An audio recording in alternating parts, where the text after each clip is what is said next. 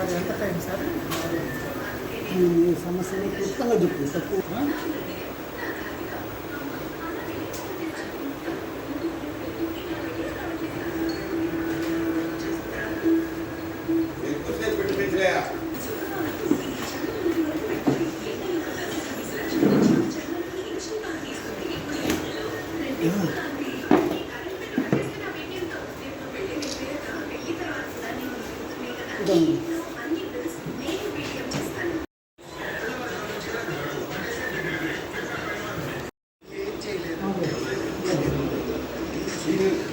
నా భార్యకు బిడ్డకు ఇందులో ఎంత భాగం పోవాలో ఇప్పించండి అని చెప్పాను.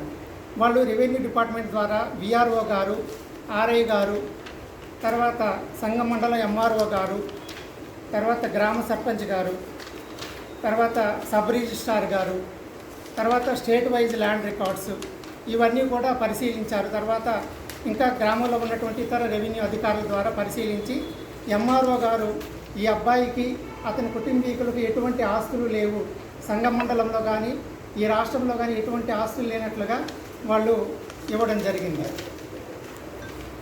నేను అన్ఎంప్లాయ్ అనడానికి ఆంధ్రప్రదేశ్ పబ్లిక్ సర్వీస్ కమిషన్ వెబ్సైట్లో ఓటీపీఆర్లో అన్ఎంప్లాయ్ అని ఇప్పటికీ నమోదై ఉంది. దాన్ని కూడా నేను కోర్టు వారికి సమర్పించాను.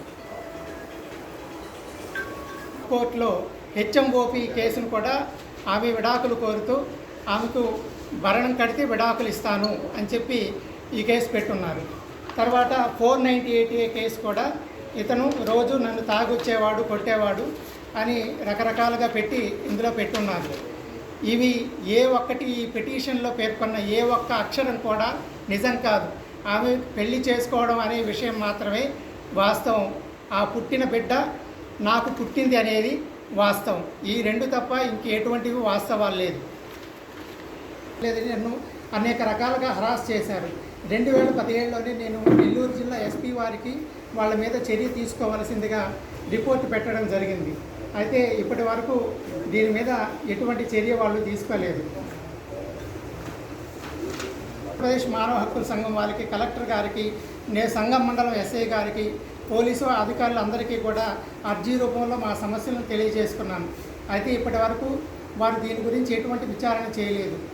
వాళ్ళు జిల్లా కోర్టులోను, హైకోర్టులోను నాకు ఇన్ని రకాలుగా ప్రాపర్టీస్ ఉంది, ఇంత శాలరీ వస్తుందని చెప్పి మెయింటెనెన్స్ గ్రాంట్ చేసుకున్నారు.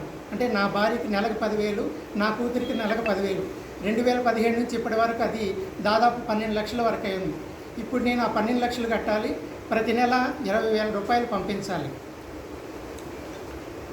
దగ్గర చెకప్లు చేయించుకున్నాము.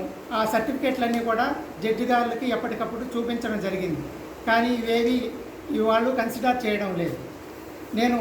నాకు సొంతగా ఉండడానికి ఇల్లు కానీ లేదు. నేను చిన్నప్పటి నుంచి మా అమ్మమ్మ వాళ్ళ ఇంట్లో మేము తలదాచుకున్నాం. మాకు సొంత ఇల్లు లేదు. ఆమె కూలి పనిచేసి నన్ను చదివించింది. నేను చదువుకుంది ఎంఏ తెలుగు. ఆయన ఏమంటాడంటే తెలుగు లెక్చరర్కి నెలకు 1,00,000 రూపాయలు జీతం ఇస్తారంటారు. ఈ రాష్ట్రంలో ఎక్కడా తెలుగు లెక్చరర్కి ఒక ప్రైవేట్ ఇన్స్టిట్యూట్ నెలకు 1,00,000 రూపాయలు ఇవ్వదు. ఏదో యూనివర్సిటీలో అసోసియేట్ ప్రొఫెసర్ అయితే మాత్రమే 1,00,000 రూపాయలు శాలరీ వస్తుంది తెలుగు లెక్చరర్కి. దాన్ని కూడా మీడియా ముఖంగా విచారణ చేయవలసింది కోరుతున్నాం. నాకు పెళ్ళి అయిన తర్వాత ఫతేఖాన్పేటలో రెంట్ హౌస్లో ఉండేవాళ్ళం. తర్వాత మేము ఆ రెంట్ హౌస్ కూడా కట్టుకోలేక గత 8 సంవత్సరాల నుంచి జొన్నవాడ కామాక్షి తాయి టెంపుల్లో తలదాచుకుంటున్నాం. మాకు అక్కడ ఉండేటువంటి అన్నదాన కేంద్రంలోనే మాకు తిని బతుకుతున్నాం. దానికి ఇక్కడ ఉండేటువంటి మా సహచరులు, మా గ్రామస్తులే దీనికి సాక్ష్యం.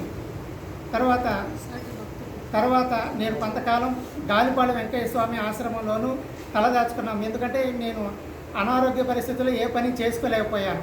మా అమ్మే నాకు ఏదో చిన్న చిన్న పనులు చేస్తూ ఆమె నాకు ట్రీట్మెంట్ చేయిస్తూ నన్ను ఇంతకాలం పోషించుకుంటూ వచ్చింది. ఇప్పుడు మీడియా వారు వీటిని విచారణ జరిపించి నాకు ఆస్తులు ఉన్నట్లయితే, నాకు ఈ శాలరీ ఉన్నట్లయితే నా భార్యకి ఇవ్వడానికి నాకు ఎటువంటి అభ్యంతరం లేదు.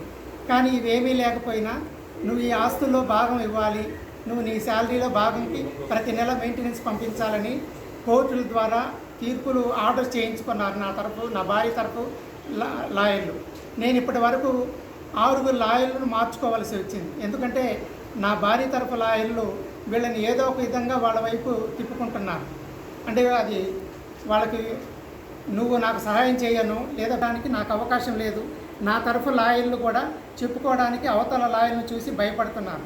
నా భార్య తరఫు లాయర్ గారు కోవూరులో బార్ అసోసియేషన్ చైర్మన్గా ఉన్నటువంటి బత్తెన రామకృష్ణారెడ్డి గారు, తర్వాత వాళ్ళ జూనియర్ గారు వంశీ గారు. వాళ్ళ ముందు వీళ్ళు నిలబడలేకపోతారు. మేము ఎంత చెప్పుకోవాలని ప్రయత్నం చేసినా మా మాట వినే వాళ్ళు ఎవరు లేరు.